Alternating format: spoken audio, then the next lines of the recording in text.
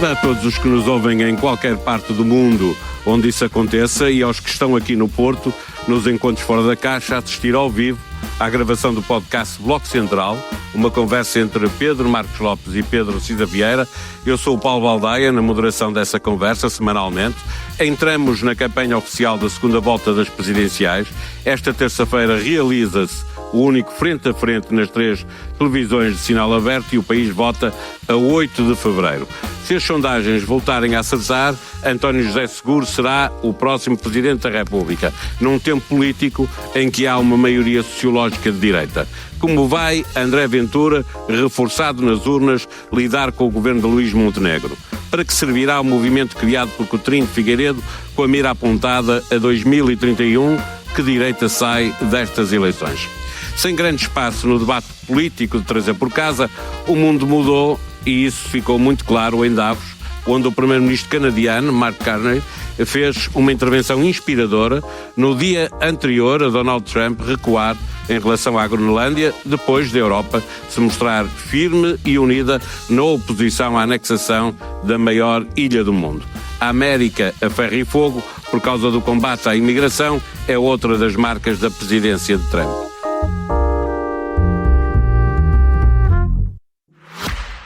Olá, eu sou o José Maria Pimentel e sou autor do podcast 45 Graus. No 45 Graus trago para o microfone especialistas e pessoas com ideias que vale mesmo a pena ouvir, sobre temas como ciência, economia, política, filosofia ou sociedade. Sempre de forma descontraída e com tempo para conversar.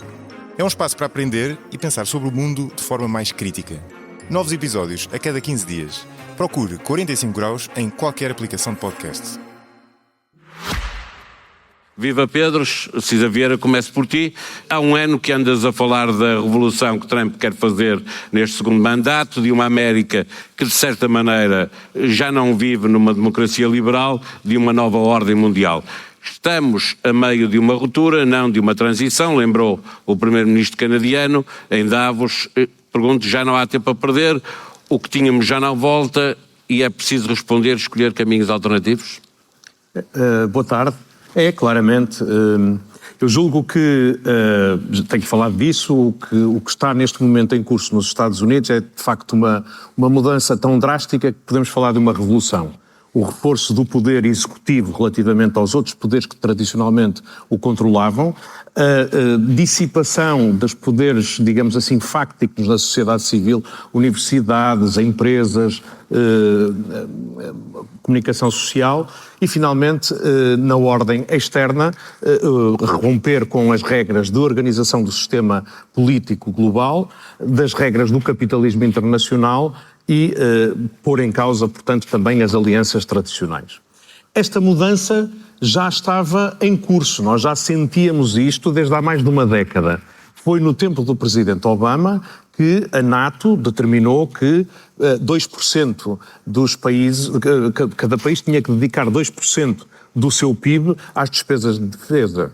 Foi no tempo do presidente Biden que se determinou que se ia reforçar o apoio ao investimento em indústrias estratégicas nos Estados Unidos e que os Estados Unidos estabeleceriam restrições às exportações de tecnologias emergentes para a China. Mas isto que já estava a ser visto era encarado do ponto de vista da Europa, dos aliados tradicionais dos Estados Unidos, digamos assim, como algo que se ia fazer em cooperação, com a liderança americana ainda a estabelecer qual era o caminho que se devia traçar. E aquilo que, de facto, com esta segunda presidência de Trump, não foi assim na primeira. Eu devo dizer que eu estava no governo, durante o primeiro governo de Donald Trump, e aquilo que as mensagens que eram passadas pelos Estados Unidos eram: vocês têm que romper as relações com a China e, a troco disso, nós asseguramos maior cooperação. E foi, aliás, nesse tempo que cresceu muito o investimento americano em Portugal e que os Estados Unidos se tornaram o 5º parceiro comercial de Portugal. Pelo contrário, agora a ideia não é só America First. A ideia é a destruição das alianças, a afirmação de uma mudança tão grande no sistema global que já não há tempo para gerir a transição. Como disse o Mark Carney, é uma ruptura. E essa ruptura, obviamente, tem que ser encarada por aqueles que eram aliados dos Estados Unidos de uma forma muito mais célere e sem grandes alternativas. Como dizia o Paulo Macedo na intervenção anterior, já não há dilema, é mesmo assim. E isso torna-se muito evidente para todos os governos europeus e mesmo para alguns dos partidos que dentro do espaço europeu se afirmaram como, num primeiro momento, aliados e mais do que isso, inspirados pela presidência de Trump. Jordan Bardella, a AfD, começam a tentar distanciar-se daquilo que são as mensagens do presidente Trump. Nigel Farage está relativamente silencioso porque percebem todos os europeus que de facto estamos confrontados com um momento de mudança. E isso, neste momento, não há maneira de dourar a pílula. Pegando nesta dica da Europa e da União Europeia, que esteve sempre em perda quando optou por bajular o presidente dos Estados Unidos, mas apareceu desta vez firme e unida por causa das questões das pretensões de Trump em relação à Groenlândia, com a ameaça de usar a bazuca anti-coerção, e que fez, aliás, os mercados reagir em queda, e aí Trump recuou. Políticos como Trump, Pedro Marcos Lopes, só percebem a linguagem da força? É isto que é preciso, ou há aqui também um risco, quando às vezes corre bem e outras vezes pode correr mal? Claro que político. Muito boa tarde. Muito obrigado por me voltarem a ter aqui, desde Bragança, que foi a primeira vez que fui a um encontro fora da caixa. É evidente que os ditadores só percebem a linguagem da força. Mas deixa-me começar por aquilo que tu enunciaste, da questão europeia, quer dizer, de agora parece que há aqui uma espécie de uma frente comum. Nós temos um problema na Europa que é essencialmente um problema político que andamos a tentar encarar ou andamos a esconder há pelo menos uma geração ou duas mesmo, que é o facto de nós não sermos uma entidade única. Aliás, eu achei piada ali a um dos slides que o Paulo Macedo pôs, e que ele definia as economias, não era ele, mas era um slide que tinha trazido, definia as economias europeias como a Alemanha, a França, o Reino Unido, a Itália, depois não as juntava.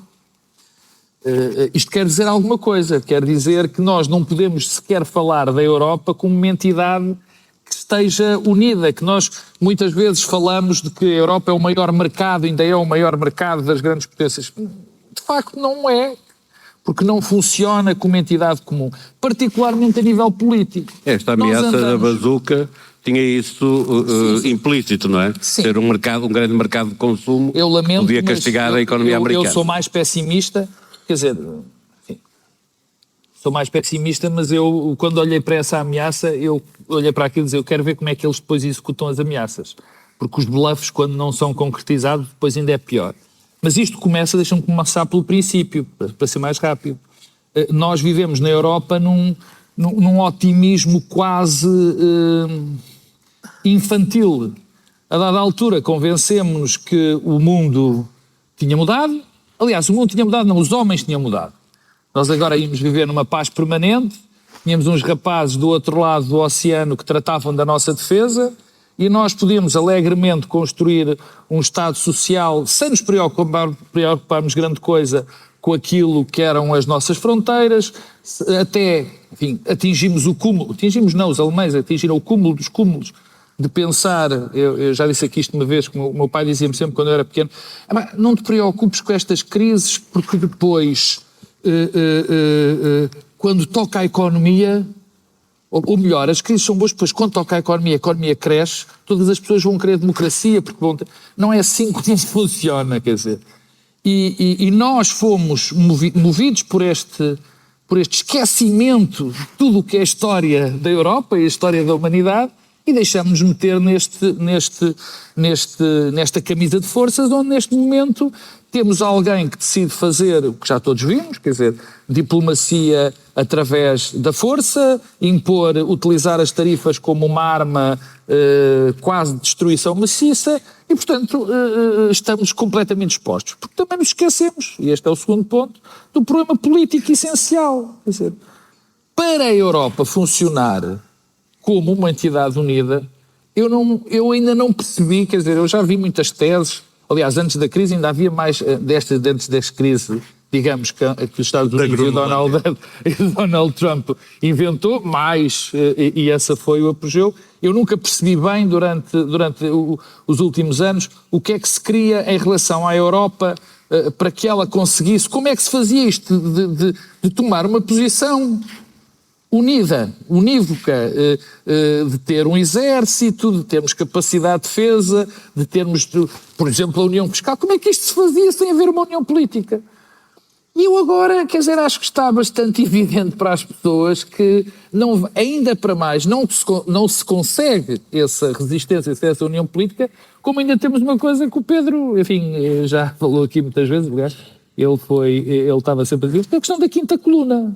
É que ainda para mais a quinta coluna, que são os aliados evidentes de Trump na Europa e de todas as políticas, que hoje, com muita piada, o Jonathan Rand, na Atlântica, dizia yes, it's fascism, e dava todos os exemplos do que era os sinais de fascismo que está a começar a existir na América. Nós temos aqui uma quinta coluna de partidos dentro da Europa que são evidentes aliados e que querem ou destruir a Europa ou fundar uma Europa com base naqueles princípios.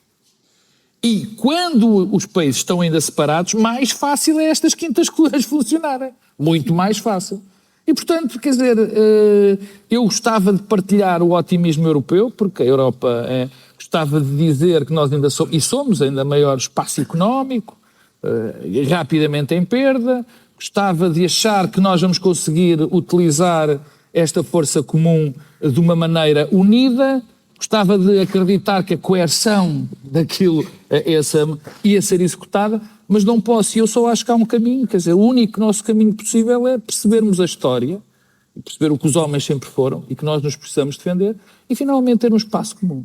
Pedro Cisa Vieira, Mark Carney também lembrou Tucídides, o antigo historiador grego, com a ideia de que os fortes podem fazer o que podem e os fracos devem fazer o que devem. Fê-lo para contrariar esta tese que leva muitos países a acomodar-se para evitar problemas, esperando que o conformismo lhes compre a segurança.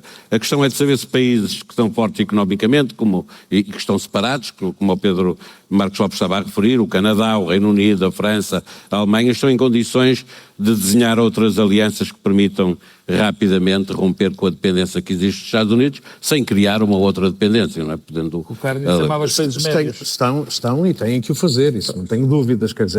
A constatação basicamente é esta. Nós construímos um sistema, eu não estou a falar sequer do sistema global. Os aliados dos Estados Unidos, digamos, os países membros da OCDE, o Canadá, a Austrália, todos os países da União Europeia, o México, assentaram uma espécie de um acordo, um contrato que tem décadas, em que o sistema funcionava na base do livre comércio, da livre circulação de capitais, de uma partilha de alguns valores, de grande alinhamento na cena internacional perante os conflitos e de confiança na proteção que os Estados Unidos tinham um poder muito mais significativo, assegurariam de termos acesso a bens comuns, como matérias-primas, como mercados externos, como liberdade de circulação nos oceanos.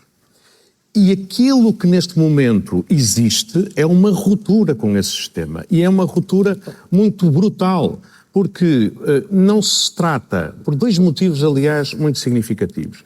Não se trata de digamos assim, construir um sistema alternativo, que é uma hipótese que alguns observadores levantaram. Isto é regressar ao mundo das esferas de influência. Os Estados Unidos ficam com o hemisfério ocidental, com as Américas, a China com a Ásia e a Rússia com a Europa. E cada um ali pode fazer o que quiser, mais ou menos. Se fosse isto tinha alguma razoabilidade, alguma previsibilidade, e saberíamos mais ou menos como nos organizar num contexto que tenderia para uma nova estabilidade. Mas não é disto que está a passar-se. O que se está a passar é mesmo uma enorme imprevisibilidade, porque o poder militar mais forte do mundo está neste momento absolutamente sujeito aos caprichos de um único homem. Ou seja, não há sequer dentro da administração americana quem seja capaz de pôr temperança nas decisões do presidente Trump. Ele acorda ou está a ser confrontado com qualquer coisa e é capaz de tomar decisões que venham a isto. Em segundo lugar, ele não se limita a dizer é-me indiferente o que os europeus façam. A Rússia, se quiser, invada a Ucrânia, invada os países bálticos, etc. Eu não quero saber. Que era a lógica das esferas de influência. Ele vai muito mais longe que isso. Ele despreza os aliados. A maneira como ele fala do Canadá, como ele fala dos países europeus, é uma ideia de desprezo absoluto. E não é só ele, o Ministro das Finanças diz, eu quero lá saber que a Dinamarca venda as obrigações do Tesouro. A Dinamarca é irrelevante. Eles basicamente, ele chama-lhes fracos. O Ministro das Finanças diz, eles estão preocupados com a ameaça das tarifas sobre a Groenlândia, mas eles que façam daqueles grupos de trabalho que eles fazem. Mas esta ideia do desprezo é algo que é muito mais forte do que dizer deixo-vos à vossa sorte. E é por isso que, neste momento, os europeus estão mesmo a pensar que têm que tratar os Estados Unidos já não só como alguém que deixou de se preocupar com eles, mas como um verdadeiro inimigo. E esta ideia das armas anticoerção é particularmente difícil de utilizar quando nós estamos tão dependentes dos Estados Unidos. Nós temos uma guerra no continente europeu, e continuamos a precisar dos Estados Unidos para fornecer armamento, para dar informações, para assegurar a segurança informática. Nós podemos retaliar contra os Estados Unidos proibindo, por exemplo, as empresas tecnológicas de oferecer os seus serviços na Europa, mas depois ficávamos sem cloud e sem infraestruturas.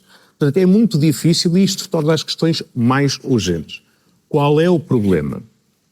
É que na Europa, apesar de, acho eu, praticamente todos os cidadãos europeus perceberem que isto é assim e que alguma coisa tem que ser feita, o que fazer a seguir é muito mais difícil. Porque, reparem, nós podemos dizer, como diz o Mark Carney, o caminho para as potências médias que partilham valores é construírem coligações, até de geometria variável, para, reduzindo as dependências, poderem resistir melhor às pressões. Mas a verdade é esta, é que dentro da Europa continua a haver dúvidas. Ninguém tem dúvida que perante estas circunstâncias que os Estados Unidos queriam, fazer um acordo com o Mercosul era importantíssimo a todos os títulos. Foi finalmente assinado o acordo com o Mercosul. Na mesma semana, no Parlamento Europeu, foi aprovada uma resolução que diz que, antes da ratificação, tem que ser pedido ao Tribunal de Justiça que avalie se é conforme aos tratados. Isto representa um atraso que pode ser de 2 anos à entrada em vigor. Quem é que votou isto? A tal quinta coluna. Os partidos de extrema-direita, os partidos de extrema-esquerda e depois alguns dissidentes de alguns países, incluindo da França, que, enfim, votaram contra aquilo que eram as posições dos seus governos. Portanto, de facto, é preciso seguir o caminho que está à nossa disposição perante a lei da selva, mas para isso também as questões que temos não só dentro da Europa, mas de cada um dos nossos países, passam a ser críticos para a nossa sobrevivência. Todos os países europeus são pequenos neste mundo de grandes potências, só juntos, são muito articulados e para isso é preciso que haja e também consenso dentro de cada país. Pedro Marcos Lopes, Ezra Klein dizia este fim de semana no New York Times que a vantagem de Trump é que ele é honesto na sua desonestidade. Os eleitores acreditam que todos os políticos são corruptos e Trump prova que eles estão certos exibindo a sua própria corrupção, diz ele. O que aconteceria a um político europeu que dobrasse a sua fortuna no primeiro ano de mandato, como aconteceu com Trump? Olha, eu não sei, porque eu sei que a resposta, eu sei que a tua pergunta tem... É retórica. Como se volta, como se diz no Minho, na minha terra, um bocadinho de volta de quilha dela, que é que para eu responder, ia ser um problema. Já não sei. Tenho muitas dúvidas, acho que sim, que poderia haver neste momento algum problema, mas o mundo virou tanto, a capacidade de manipular é tão elevada. Estávamos a falar ao almoço e eu não quero roubar a ideia ao Pedro Cisa Vieira. A nossa sociedade está tão polarizada que, sendo um dos nossos, não era como tu dizias, sendo um dos nossos, se calhar não é muito grave. O outro é um bandido, obviamente. Mas se for o nosso, é capaz da coisa correr, não ser tão grave. E depois há a velha história. São todos iguais, pá. São todos iguais. Nós conseguimos, entre enormes aspas, conseguimos transformar, a narrativa foi tão forte em tantos aspectos, que conseguimos transformar o mundo numa espécie de cinismo generalizado sobre a maneira... Não, mas eu estava-me a lembrar de outra coisa, estava a história é mesmo a história da Matrix, quer dizer, é tudo uma verdadeira ilusão. Há bocado falávamos da questão, há um tema que eu às vezes falo para pessoas mais novas do que as pessoas que aqui estão, e eu a última vez fui confrontado num liceu com um miúdo que estava a falar com outros miúdos aqui, eles disseram, faz esta pergunta, pá. Tipo, vê-se o lixo e tal. E dizia-me o miúdo, poça, você está aí a falar, não sei o quê, porquê é que nós estamos tão piores nos últimos 50 anos? E este tipo de narrativa, quer dizer, eu não preciso de explicar aqui a ninguém, nesta sala, que comparar que os últimos 50 anos foram provavelmente os melhores, eu atrevo-me a dizer, da nossa história, em evolução, em chegar do ponto A ao ponto B, onde os nossos direitos cresceram incomensuravelmente, onde as condições de vida... Quer dizer, eu até me custa, então vocês é que não vos vão preocupar, mas aí eles disse-lhes, não vale a pena. Há bocadinho dizia também, vou citar outra vez o Paulo Macedo, já é a terceira vez, a ver se nos convida mais vezes, dizia ele que das coisas que aconteceram bem nos últimos anos, e nós temos tido várias vezes essa discussão, esta conversa neste espaço, dos últimos 10 anos, os últimos 10 anos correram muito bem. Correram muito bem. Em termos de crescimento económico, em termos de crescimento de emprego, em crescimento das condições das pessoas, sim, com muitos problemas. E podia ir por aqui fora, em termos das coisas que têm corrido bem ou que têm corrido mal, mas as narrativas tomaram de tal maneira conta da nossa vida, a criação da realidade, mesmo que não seja, quando é completamente fora daquilo que é, aí sim a realidade é tão forte que eu não consigo responder a isso. Porque é muito possível, se eu disser hoje, pronto,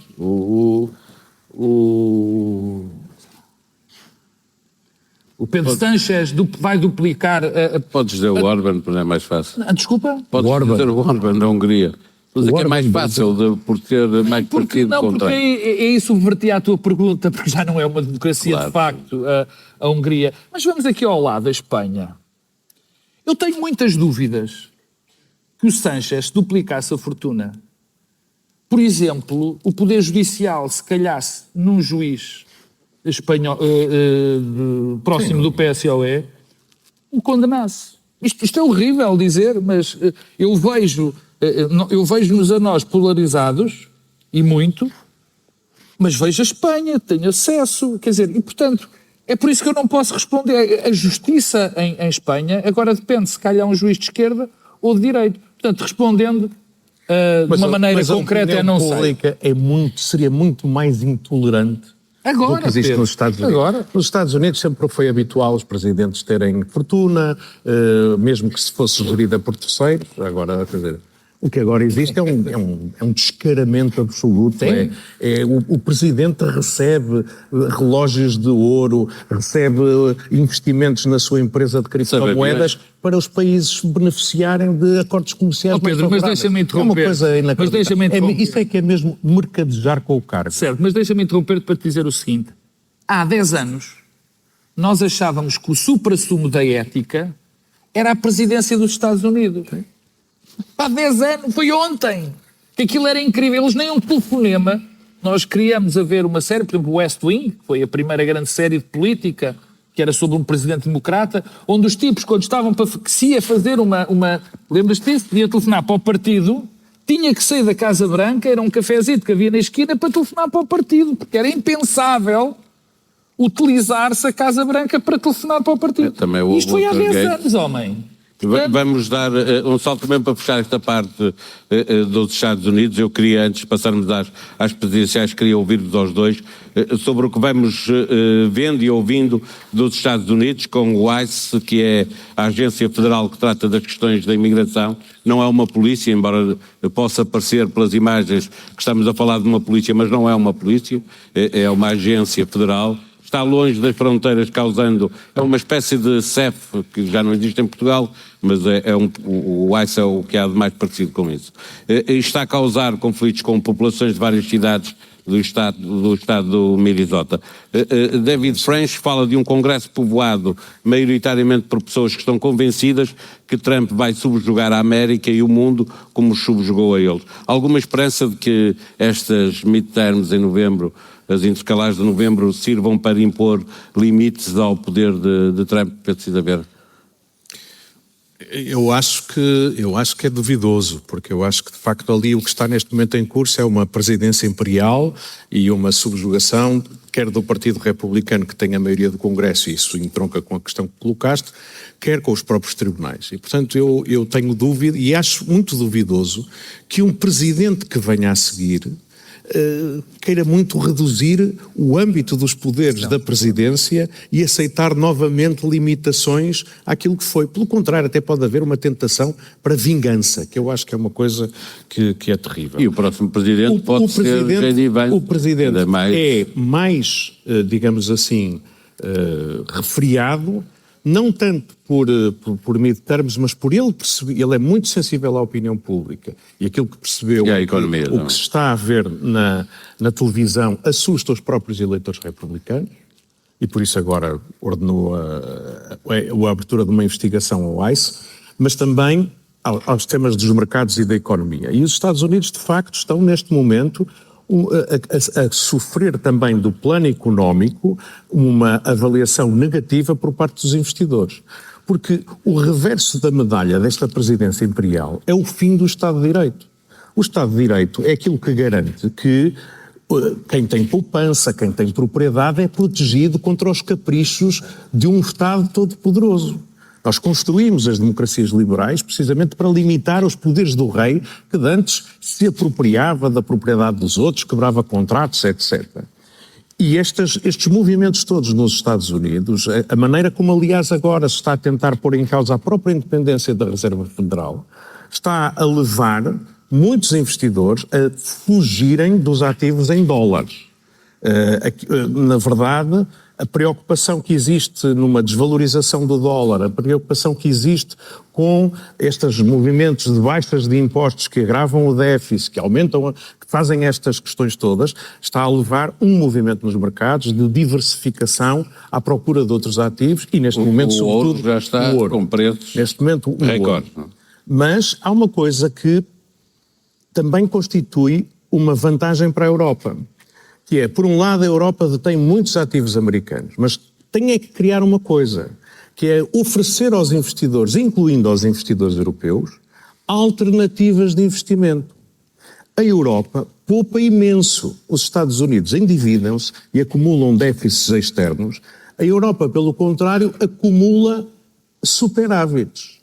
A Europa poupa mais do que aquilo que investe. E, portanto, os europeus o que têm que fazer é criar alternativas de investimento aos Estados Unidos. As poupanças dos europeus, em vez de irem investir nas empresas ou nos títulos do Tesouro americanos, deviam estar a investir em dívida europeia, deviam estar a investir em empresas europeias. E é por isso que estas questões de emissão de dívida conjunta por uma União Europeia reforçada, emitindo em euros, e investimento no mercado de capitais europeus, é aquilo que também cria a nossa independência e mostra aos Estados Unidos que, se não contam connosco, nós então passamos não a financiar os déficits deles, mas a financiar a prosperidade dos povos europeus. Temos que gerir o tempo, Pedro. Perguntava se são os eleitores republicanos que vão fazer Trump recuar ou se é a economia, ou são as duas coisas juntas, muito provavelmente. Já tenho muitas dúvidas sobre a capacidade da democracia americana se regenerar. E tenho muitas dúvidas que as midterms sigam o processo natural e que sejam umas eleições completamente limpas. E repara, só uma nota, é muito engraçado, às vezes, é muito engraçado, estava aqui o Pedro a falar da independência da Reserva Federal.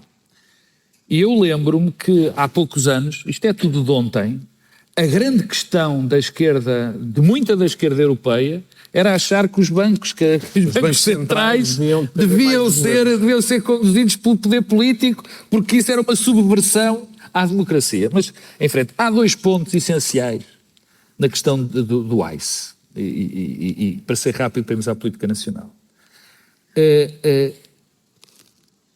A questão da politização das forças policiais é uma característica de um Estado fascista.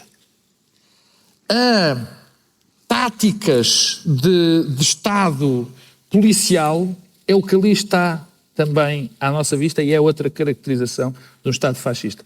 Eu sei que o fascismo e coisas do género é algo que está a ser muito utilizado, indevidamente, aliás, porque o fascismo é das coisas mais difíceis de definir em termos políticos. Mas estas 2 características são típicas deste tipo de Estado. E quando se chega a este limite de interferência em algo que era sagrado para os Estados Unidos, que é a questão dos Estados Federais e da sua... Aliás, a Guerra Civil americana foi muito nessa base. Isto é tocar no âmago da democracia americana, além das questões, obviamente, que o Pedro Cisa Vieira tocou. Portanto, eu estou muito pessimista em relação a esta evolução e há outra coisa que já nem é pessimismo. Isto vai permanecer. A desconfiança que os Estados Unidos geraram para o resto do mundo não se conquista nem em 4 nem em 5 presidências. A desconfiança pelo outro que este clima gerou nos Estados Unidos não é coisa que se apaga em 2 ou 3 gerações. A Guerra Civil Americana levou gerações e gerações a ser ultrapassada aquele clima que havia entre as pessoas. E esta provavelmente ainda vai demorar mais tempo. Portanto, isto não é, quando nós olhamos para isto, não é uma questão conjuntural. Nós estamos com uma questão estrutural séria e não são aquelas coisas parecidas com a reforma estrutural, que é provavelmente o termo mais irritante que eu conheço. Existe pronto. Nós temos ali um relógio a apontar-nos do tempo que temos disponível e, portanto, eu peço-vos respostas curtas para olharmos ainda para as presidenciais. Pedro Marcos Lopes, começo por ti nesta questão. A esquerda colocou seguro na segunda volta, mas ele só será Presidente da República se o centro-direita votar nele e não em Ventura, isso é óbvio. É o centro-direita. O centro-direita, olhando para a AD, por exemplo, e para a Iniciativa Liberal, tem de realinhar o discurso ou deve manter-se coerente com o discurso que teve na primeira volta? Eu acho que se há coisa que esta primeira volta nas eleições nos ensinou é que convém não falar muito para poder ganhar eleições. Foi aquilo que fez o candidato que ganhou, que vai provavelmente ganhar, e o que devia ter feito que estava para ganhar há 6 meses e afinal nem à segunda volta passou. É evidente que vai precisar de mais eleitorado do que o que votou nele. Só que há uma parte da tua questão, aliás, da tua introdução, nem é exatamente esta questão, que eu não tenho respondido. É que eu não sei bem o que é neste momento. Que é muito complicado. Que é a direita ou o que são as direitas? Ora bem, quer dizer, o que eu sei é que há um espaço, que é o espaço da extrema-direita, tendencialmente, peço desculpa se vou perturbar alguém, que é tendencialmente não democrático, que quer destruir as instituições, que quer pôr em causa o nosso Estado de Direito, a maneira como as coisas funcionam, enfim, numa democracia. Esse eu sei que existe, esse eu sei que está representado, e eu achava que havia um centro-direita que até está no poder, para quem não era indiferente ser um democrata ou um social-democrata a primeiro-ministro, a Presidente da República, e alguém que não é a Presidente da República. Portanto, eu estava convencido, ingenuamente, pelos vistos, muito ingenuamente, que o centro-direita tinha uma representação. Eu agora não sei onde é que está essa representação. Deixa-me pegar nisso para trazer o Pedro Cisa Vieira para este debate das presidenciais. Há muita gente do centro-direita a manifestar apoio a seguro e não se vê o mesmo para Ventura. Há, no entanto, também muita gente a mostrar-se equidistante e outros a queixar-se de um policiamento ao voto de quem não se demarca do candidato do Chega. Com tudo isto que está a acontecer, devemos esperar um aumento da abstenção nesta segunda volta? Não sei, eu tenho a convicção que o André Ventura é um candidato muito mobilizador. Se pensarem bem, nestas eleições presidenciais tivemos muitíssimos mais eleitores a participar do que tivemos, por exemplo, nas últimas 4 ou 5 eleições presidenciais. Ele chama as pessoas às urnas, quer os que vão votar nele e votam muito convictamente, isso é um bloco eleitoral muito firme, quer aqueles que não gostam do André Ventura. Não tenho a certeza que a abstenção vai aumentar. Há um apelo à abstenção. Só houve uma segunda volta uma vez. Seria a primeira vez que teríamos uma diminuição de participação, mas isso é possível. Mas o que digo é, os apelos ou as sugestões de abstenção vêm de um setor extremamente minoritário da direita. Ou seja, nós vemos pessoas que votam tradicionalmente em partidos de direita, que estão muito desconfortáveis com a escolha que têm para esta segunda volta, entre um André Ventura que lhes repugna e um António José Seguro que, apesar de tudo, vem de um espaço político que não é o deles. E eu conheço muita gente que está com este desconforto e com esta hesitação, não publicita seguramente apoio nenhum, mas estou convencido que no fim irá votar. E mesmo aqueles que não se pronunciam, como um Coutinho de Figueiredo, um Luís Montenegro, etc., eu percebo que não se queiram pronunciar, mas não tenho dúvidas que, apesar de tudo, votarão. Há um setor ultraminoritário da direita portuguesa, normalmente escrevem colunas no Observador, que estão a defender basicamente que, enfim, a abstenção, isto é o Seguro é um representante do socialismo, entre aspas, que destruiu o país, que é responsável por 50 anos de degradação, pela corrupção, é um amigo do Sócrates e do Costa, etc., etc., e, portanto, não se deve ir votar. E isto, no entanto, vem de um setor que, como eu digo, é ultraminoritário. Foi um setor que sempre teve a tentação de tomar conta do PSD, ditar a agenda do PSD, que a certa altura se colocou atrás de Passos Coelho, apesar de Passos Coelho nunca ter verdadeiramente adotado aquela agenda, que nos últimos tempos andou a jogar com aquela ideia de que agora que há aqui um bloco forte, Ventura, que tem capacidade de ditar regras, nós seremos a espécie de quinta coluna que vai, digamos assim, levar a uma aliança com o PSD e passarmos a mandar no PSD por esta via, mas eu acho que esse setor é verdadeiramente muito minoritário. Eu acho que há claramente 2 blocos, há 3 blocos na sociedade portuguesa em termos políticos, e 2 desses são o bloco da AD, com a Iniciativa Liberal, e o bloco do Chega.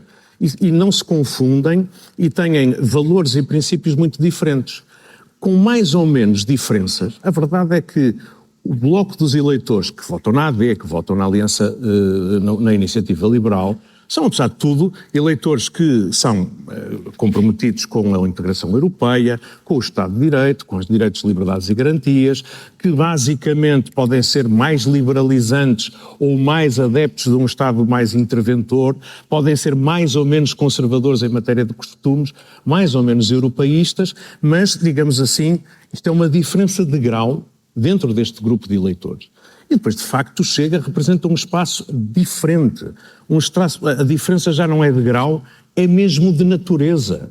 É uma direita que é muito nacionalista, para não dizer racista e xenófoba, que não defende a integração europeia, mas pelo contrário aquela ideia da Europa das nações que os patriotas do Orbán vão defendendo, que de alguma maneira não gosta da ideia de um Estado que não seja paternalista e interventor, mas que seja, digamos assim, não limitado por regras escritas por tribunais e em que, digamos assim, estas questões sejam muito mais claramente determinadas em função daqueles que exercem o poder e que tendencialmente se perpetuam neles.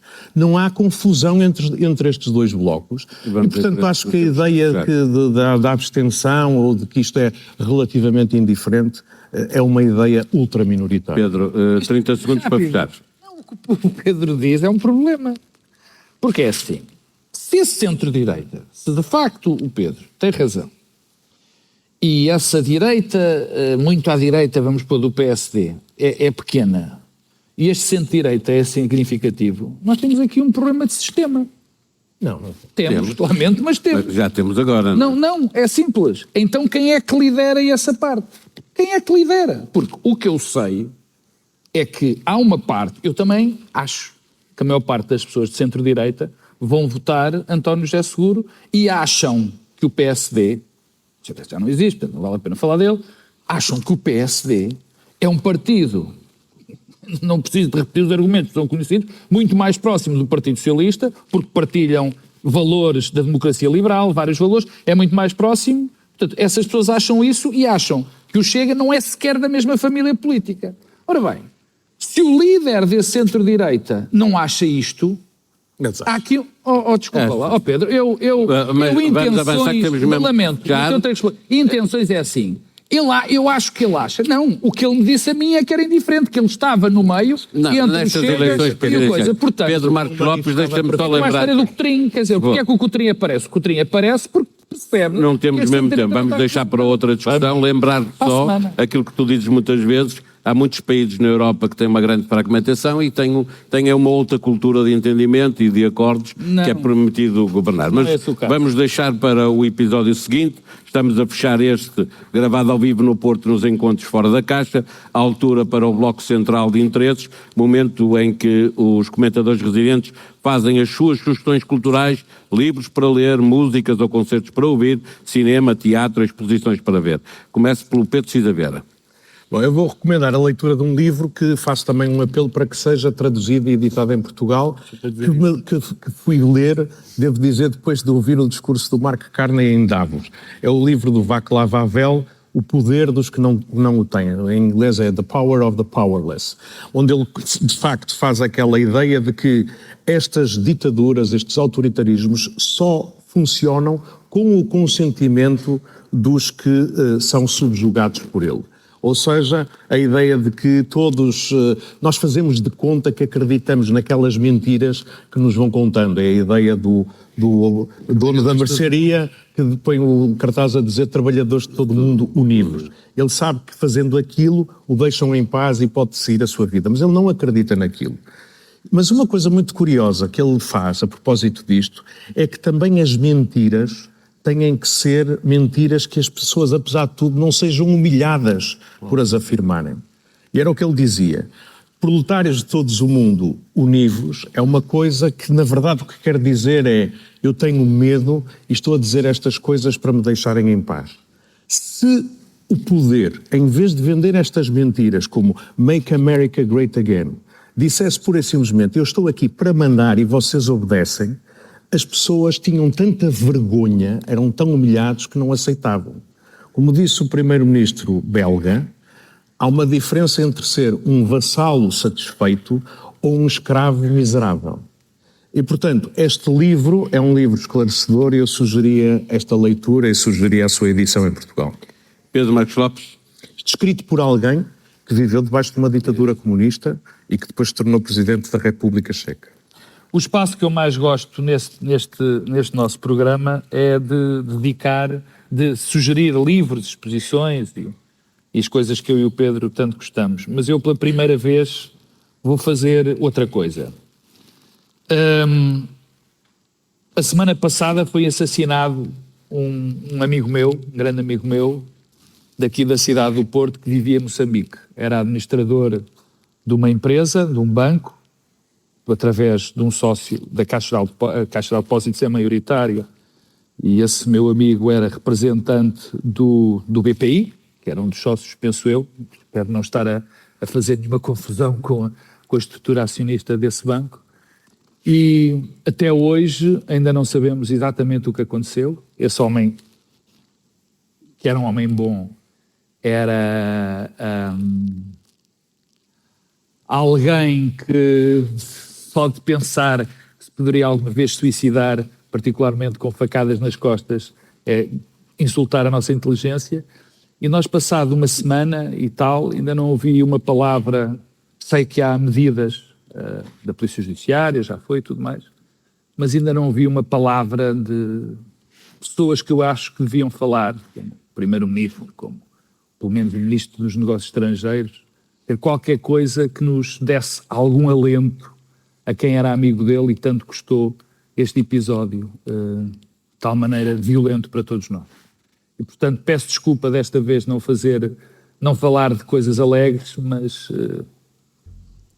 é o que é. Uma nota final de Pedro Marcos Lopes. Agradeço à Caixa Geral de Depósitos o convite para estar aqui no Porto. Despeço-me de quem esteve ao vivo connosco e de quem nos ouve nos 4 cantos do planeta.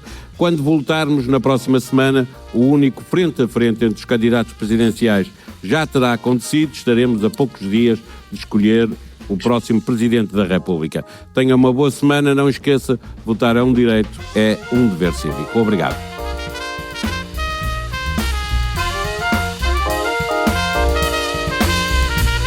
A sonoplastia deste episódio foi de João Martins.